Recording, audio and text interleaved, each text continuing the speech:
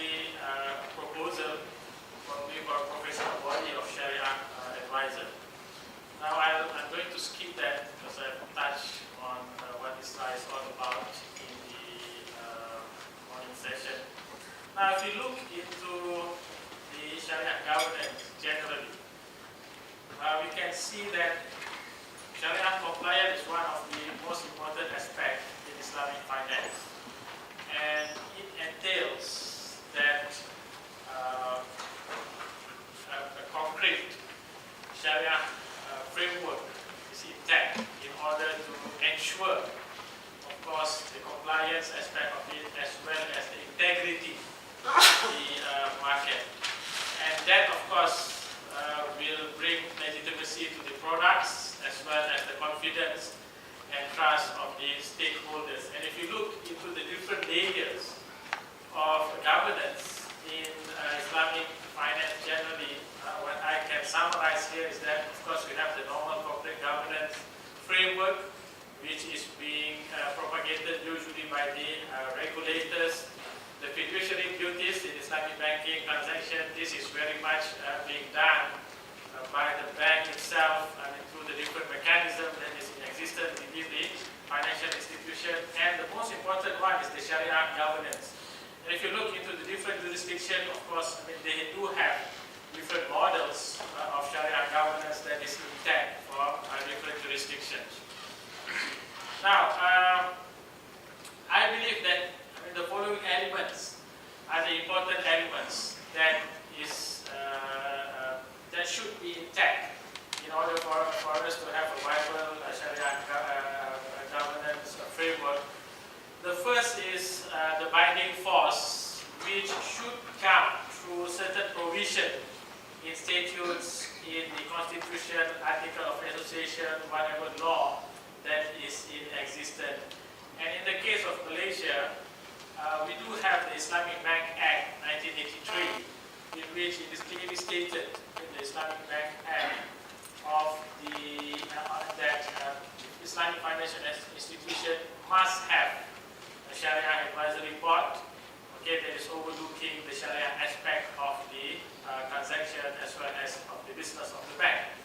So I believe that it is very important to have such binding force so that Shari'ah advisory is not the kind of thing which is not binding or which is not compulsory, not mandatory, but it should be mandatory in order to protect the integrity of the market, as I mentioned earlier. Independence, intellectually, structural, financial, I will share with you some of the areas later on.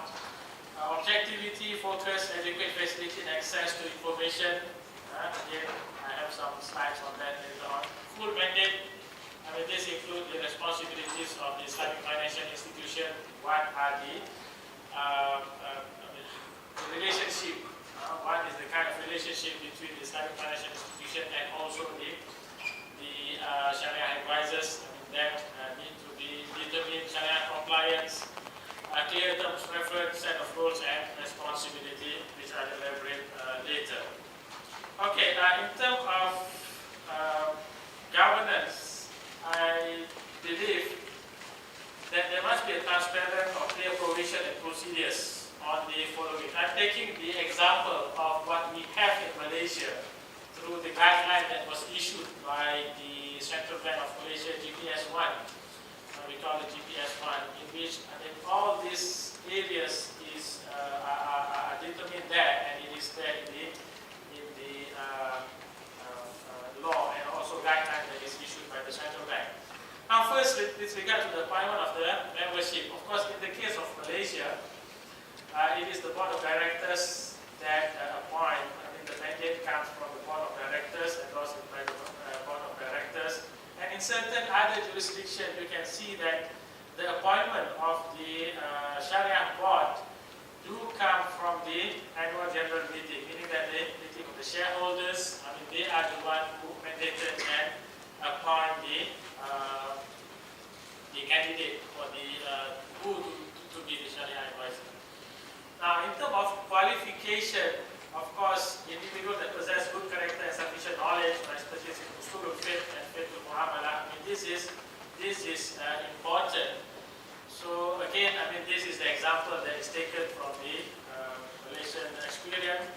it is clearly mentioned that those people who are to be appointed to be on the board, they must be an expert on these two areas, first in Islamic jurisprudence or in Islamic transaction and commercial law, what is called as fiqh al-muamalat. Why? Simply because these are the core subject, the core area, which is directly related to Islamic finance issues. So those who have no expertise in these areas still to be not qualified to be on the board. Secondary areas is also being emphasized. Okay, it is important also for the Shari'ah advisor to have background in finance, law, accounting, which this can be developed, of course, through time. The composition of the Shari'ah committee shall consist of a minimum of 3 members. This is mandatory in Malaysia. Okay, an expert in other fields shall complement the members in the decision making. There are suggestions that the composition of the Shari'ah Advisory Council should not only confine to Shari'ah experts, but also to be extended to those who are in other areas such as in finance, legal, etc. It depends on the jurisdiction. My personal view is that I believe it is important to have people not only from Shari'ah background, but also from other areas in which they can complement each other in making the decision related to any issues on Islamic finance. Disqualification, breach of certain appointment terms or due to misconduct. This again, from the Malaysian experience, it is mentioned that the person might be disqualified due to if the person affected in any manner which may cast doubt on his fitness to hold the position, fail to attend 75% of meeting scheduled for the Shari'ah committee, has been declared bankrupt, that's the normal clause that we have, found guilty for any serious criminal offense, subject to any order of detention, supervision, restricted residence, or banishment. So that those are the items that can make a person to be disqualified. In terms of termination and resignation, again, it is the duty of the Islamic financial institution to notify the Central Bank and Negara Malaysia of any resignation or termination of a member of the Shari'ah Committee within 14 days of the date of resignation or termination, and the notice shall state the reason for such termination. Why? Simply because the appointment is endorsed by the Central Bank. In the case of Malaysia, the appointment of all Shari'ah advisors should get the endorsement from the Central Bank, meaning that after the bank has shortlisted the candidates, then it has to be sent to the Central Bank to get the endorsement before it is being appointed. The composition, as I mentioned, minimum of 3 members. Secretariat, I think Professor Rifat did mention about this in his keynote address. I strongly believe that it is very important in order to have an adequate framework that there must be a secretariat for the Shari'ah board. This usually comes from within the bank or from within the financial institution. Okay, and it is good that the person in charge, the secretariat, should be reasonable background in Shari'ah, so that will make the interaction between the Shari'ah board as well as the secretariat easier. In my tiny experience in Shari'ah advisory, usually the board which I chair, I will to a certain extent delegate some of the decision making to the secretariat, so that in certain clear-cut issue, the secretariat can make a decision and inform the Shari'ah board about the decision. Because there are issues sometimes from time to time, because we know that there might be daily issues in Islamic banking, finance. You see that need very quick kind of decision. So, and there are also clear-cut kind of answer issue. So usually, I mean, this kind of issues can be investigated, provided that, of course, as I mentioned, that the person have background in Shari'ah. Restriction on practices. I mean, this is there in our practice in Malaysia, as I pointed out earlier on when I answered the queries from the ground. That in Malaysia, one scholar can only sit on one board. Okay, so as, of course, I mean, to ensure the confidentiality of information between institutions. That is one. The other one is that I think the approach that is taken by the central bank in Malaysia is that we would like to have a pool of talent, a pool of scholars, okay, so that we can have more and more people on board, so we don't have the issue of shortages of expertise. Of course, I think among the challenges that we face is that to develop this talent, because not everyone have background in finance, and not to a certain extent not everyone are also interested in the area of Islamic commercial law. So, but I believe that by giving the chance to more and more people to be on board, so it is a learning process. So that's why you can see that the trend in Malaysia is that we have only one person.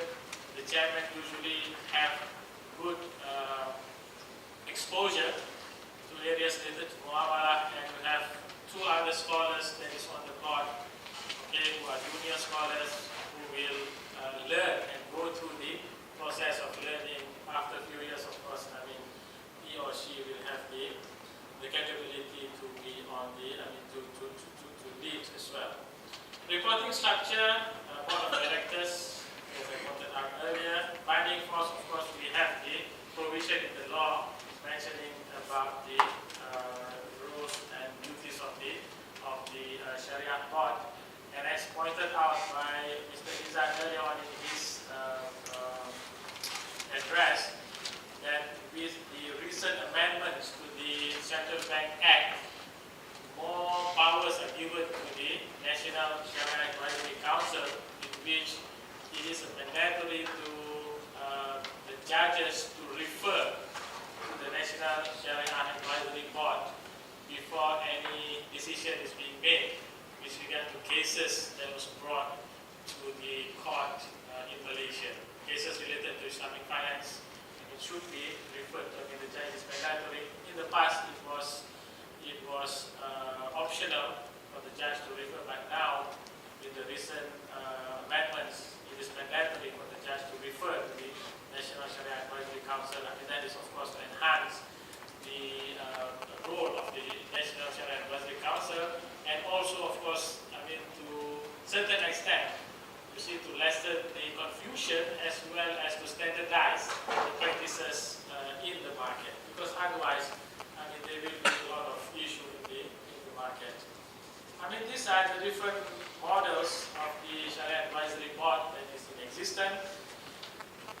In certain jurisdictions, you have the Central Shari'ah Advisory Council and different Shari'ah Advisory Board at the banks level. I mean, in the case of Malaysia, Pakistan, Sudan, okay, there are the central board, and on top of that, of course, I mean, there are the different boards at the banks level. Shari'ah Advisory Board at banks level only. I think generally this is prevalent in the GCC, okay, where there is no central Shari'ah Advisory Board, but there are different Shari'ah Advisory Board at the bank level or the financial institution level. Outsourcing of Shari'ah Advisory Board to a certain extent, this is practice in Europe, in which Shari'ah Advisory services being outsourced either to Shari'ah Advisory companies. Okay, usually there are quite a number of Shari'ah Advisory companies around, so it is being outsourced.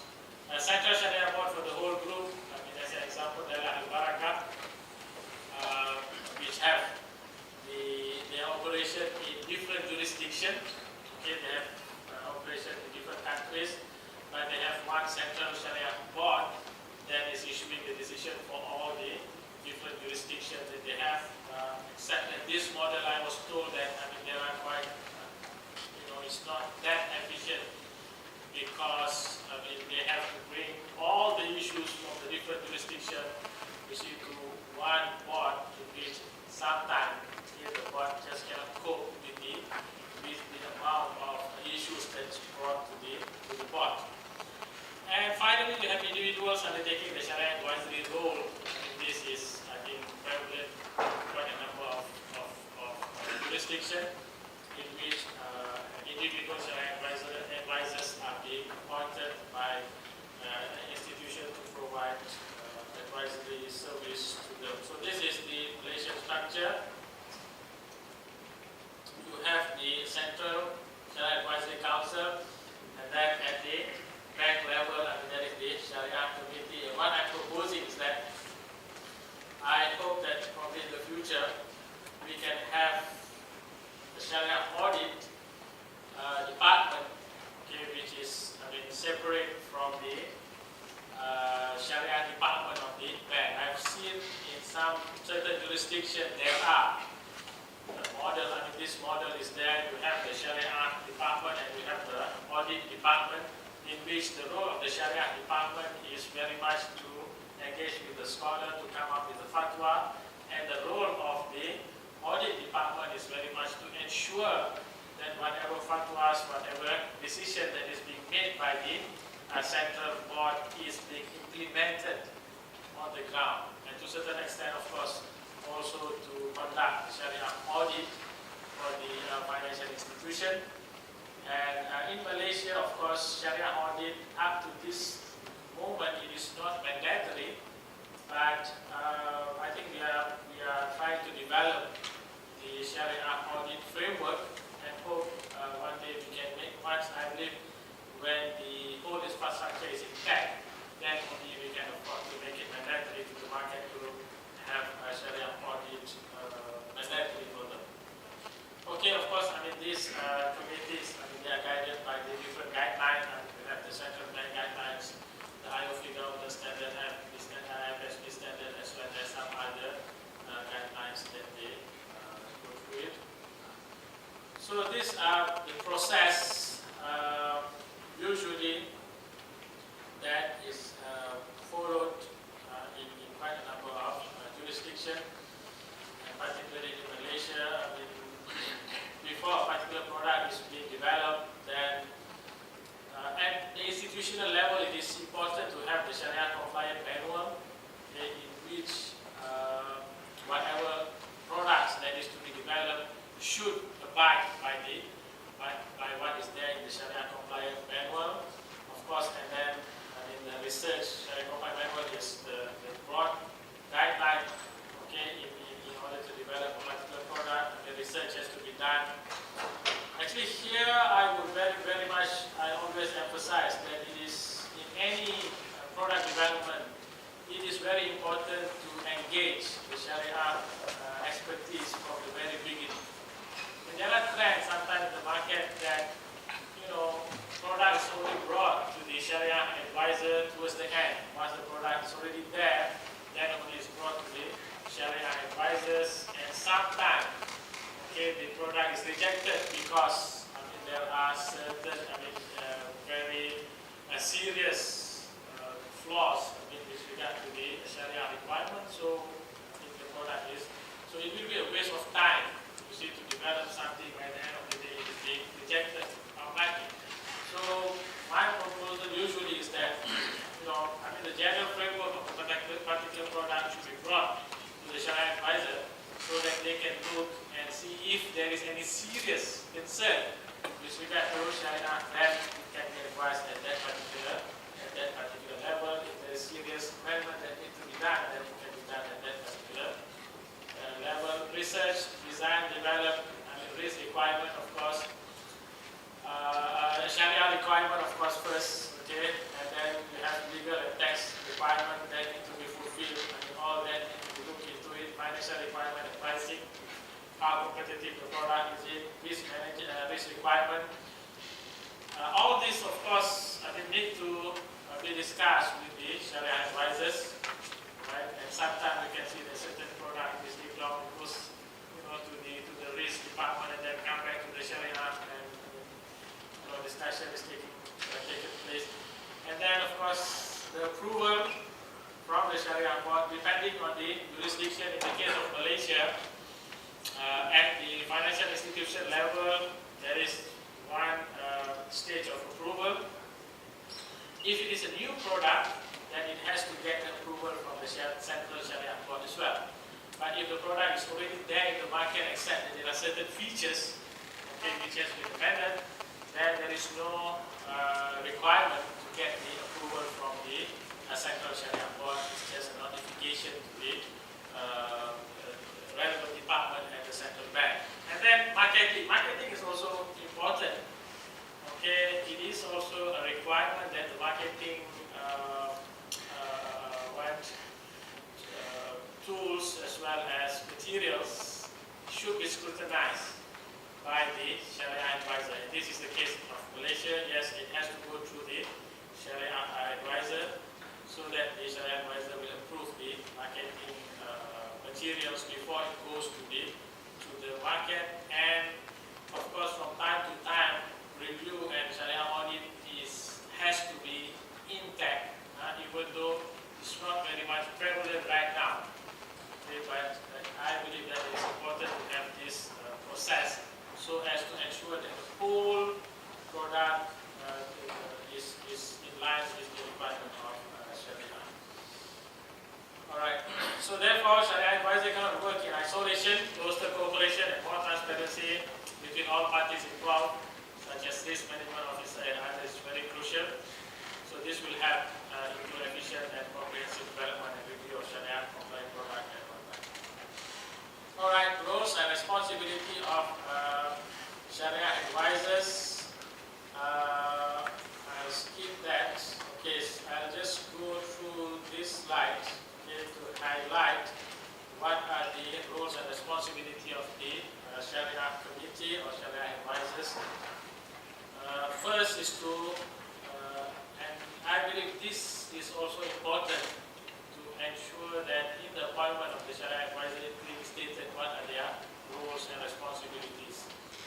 First, to advise the board of directors on Shari'ah matter in its business operation, to endorse Shari'ah compliance manual, endorse and validate relevant documentation, to assist related parties on Shari'ah matters for advice upon request, and this is usually being done through the interaction, to advise on matters to be referred to the Shari'ah Advisory Council, and this is in case, okay, I'm taking the example of Malaysia, in case if it is to be referred to the Central Shari'ah Board, then the Shari'ah Board at the institution level have to prepare the paper and have to present it to the Central Board to provide written Shari'ah opinion. This is not very wide practice as it is now.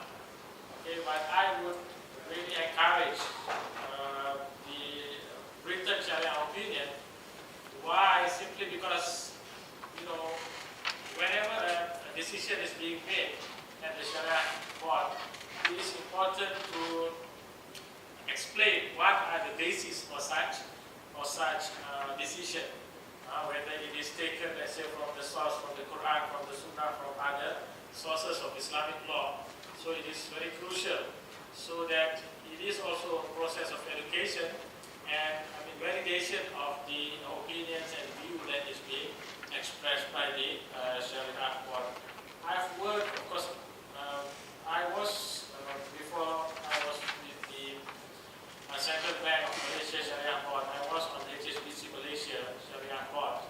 So what we do is that we compile the basis for the decision that we made, of course, through the discussion which is extracted from the minutes, so we compile it, and that will be the reference for the any future decision that is being made. So I believe that that is a good practice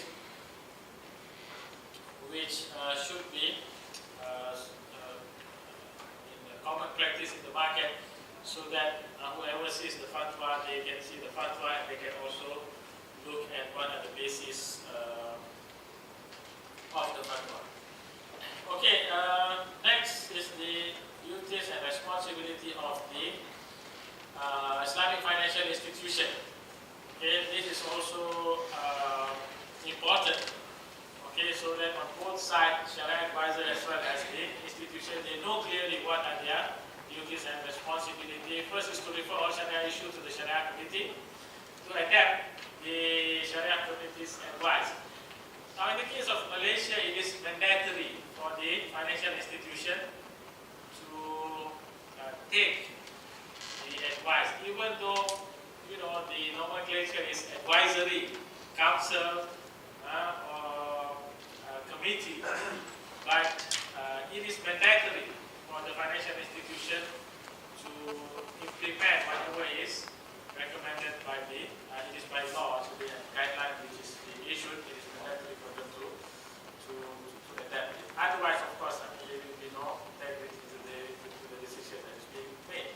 To ensure that product documents be validated, to have a Sharia compliant manuals, to provide access to relevant documents. If there is any documents need to be accessed by the Sharia advisors, then of course it is the responsibility of the financial institution to ensure that the relevant documents are being disclosed to them. Of course, there must be non-disclosure agreement between the Sharia advisor as well as the bank, so as the confidential information which is being revealed to the advisor is not being disclosed to any third party.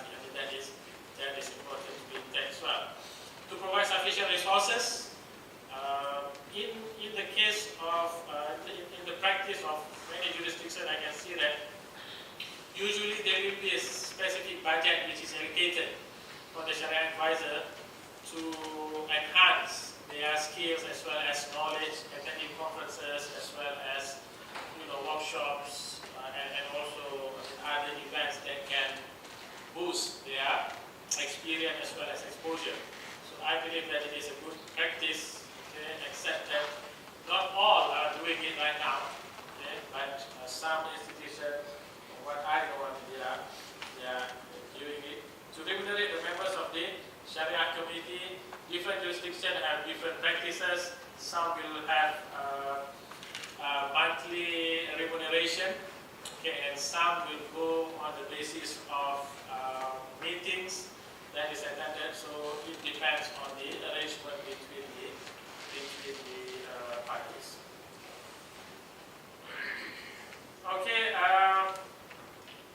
To pass at the present, Sharia advisor is assisted with giving advice on Sharia matters, issues fatwa and pointing to the halal and haram elements. Basically, endorsement role only, but I believe that nowadays they need to participate in a bigger role, which include innovating new marketable products, exploring alternative contracts and models, as well as pushing the noble agenda of Islam and promoting the noble objective of Shari'ah or Madrasah Shari'ah. And they need to participate in endorsement role as well as many other roles such as examining documents related to products and transactions, understand the whole purpose and operation of Islamic products, strengthening the governance of Islamic financial institutions, ensure the board's decision is understood by the IFI officers, review of IFI compliance, and etc. Of course, it is a big role and responsibility of the Sharia advisor, except that I'm not very much sure within the existing framework that we have, that Sharia advisors are basically part-timers, sitting on different Sharia board, whether all this can be done or not. That's why I'm proposing that probably the other alternative might be having full-time Sharia advisors on board. Criteria, all right, I'm not going into detail of this. Of course, this is very much on the faqih, meaning that an advisor must at least, master these areas. In fact, on my way here, I was reading a book which really emphasized on the importance of a person who would like to issue any wording or any fatwa on Islamic areas generally, not only Islamic finance, must have a good understanding of what is happening around them. That is one of the criteria, I believe, important criteria that have to, because if a Sharia scholar does not know what is happening in the market,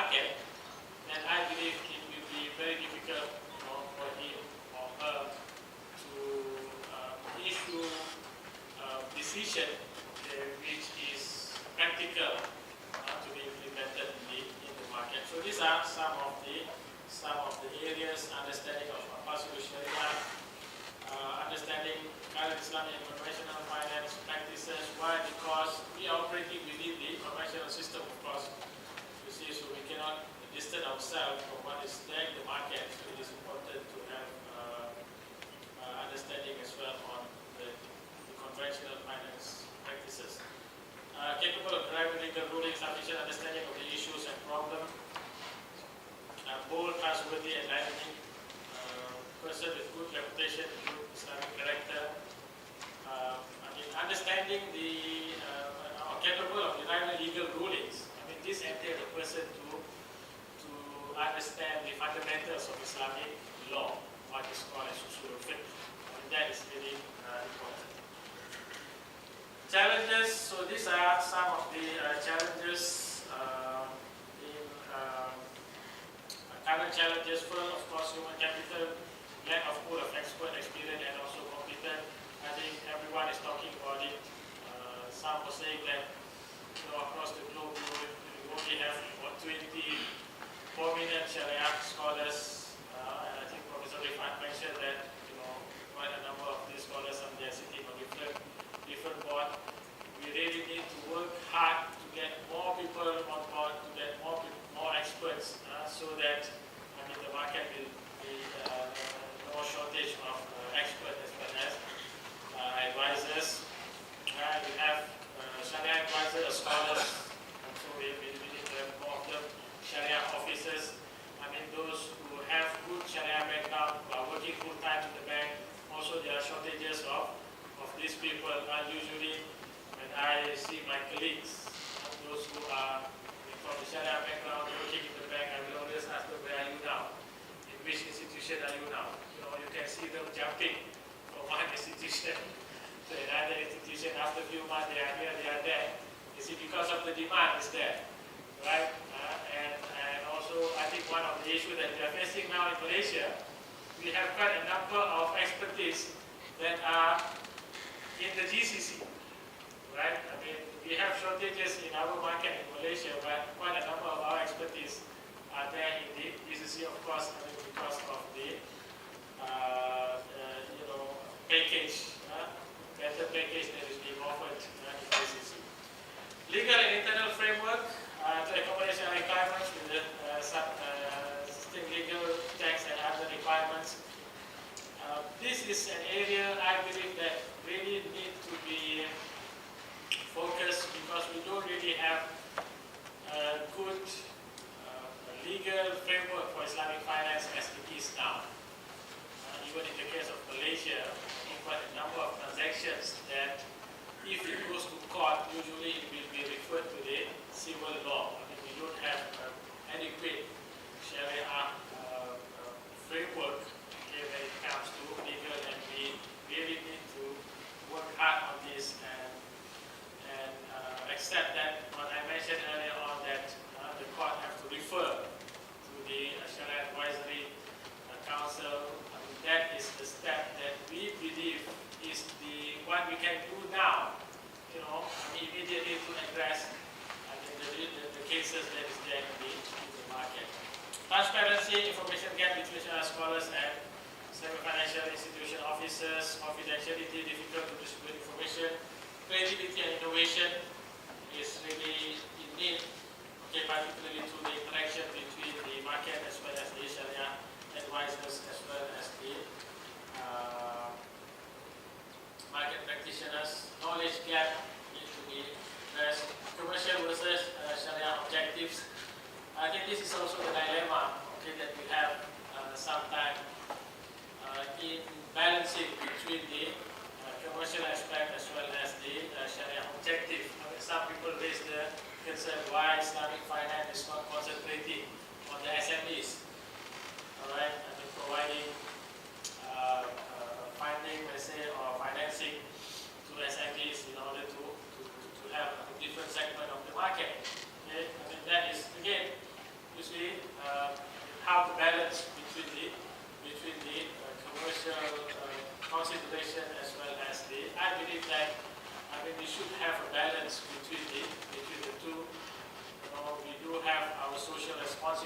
not saying that bank should act as charitable organization, no, but to a certain extent, the consideration should be there. All right, I'm going to skip that, right?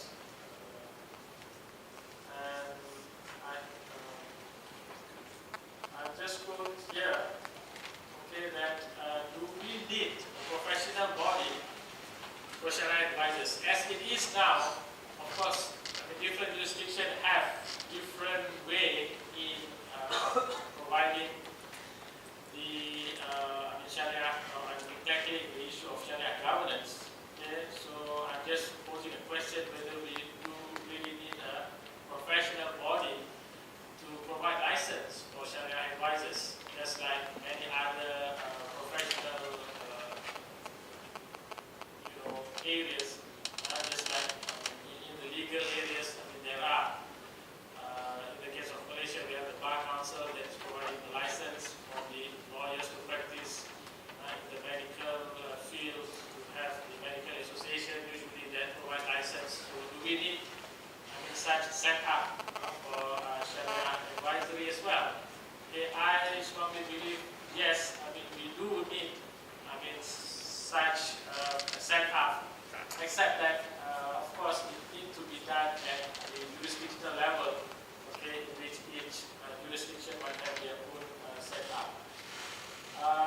This will ensure the competence and integrity in the sense that before a person can practice as a Shari'ah advisor, that the person must fulfill certain qualification, okay, must abide by standard of conduct and best practices. There must be conduct of ethics as well, okay, in order to ensure the competence and integrity, while quality in the advisory service that is being given, skills, knowledge, exposure, experience. Okay, what I have in mind is that probably certain point system can be introduced. Okay, in the sense that a person, in order to get a license, must get certain points, so that that will maintain the certain mechanism that will maintain the integrity as well as the competency of the advisor. And ijtihad, of course, through this mechanism, in exercising the ijtihad as well as giving the Shari'ah opinion, valid and strong justification can be given, and also certain discipline is followed, okay, in order to avoid the scarcity of fatwa. So probably this might be the proposed picture. Okay. It of course have to get the support from the government as well as the regulator. Okay. It can be funded by a wakaf fund or contribution from the members of Islamic financial institution, and the beneficiary will be the IFI, and can provide license, okay, and we did during secret screening in giving the license, and of course it can enhance, okay, the purpose as well as the goals of having the Shari'ah advisors. So finally, the way forward, growing market and smarter consumers forces towards a more complicated, innovative and resilient products. Therefore, it really requires high expertise and competent scholars in order to address the ever-growing trend that we see in the market. As advisors retain more responsibility and expectation to the dynamism of the market, more confidence will be obtained through strong and transparent governance. Therefore, excellence can be achieved through constant interaction between the practitioners, investors, as well as the Shari'ah advisors. And in conclusion, comprehensive Shari'ah government framework is important, is vital if Islamic finance to develop in line with the rapid development that is taking place in the market. Continuous enhancement of the current framework as well as the advisory services is necessary. It requires the support and cooperation of all Islamic finance stakeholders. Of course, at present, Shari'ah advisors need to be more dynamic and gain as much exposure, like the knowledge, skills, and others supervising the financial institution. Quality and integrity of state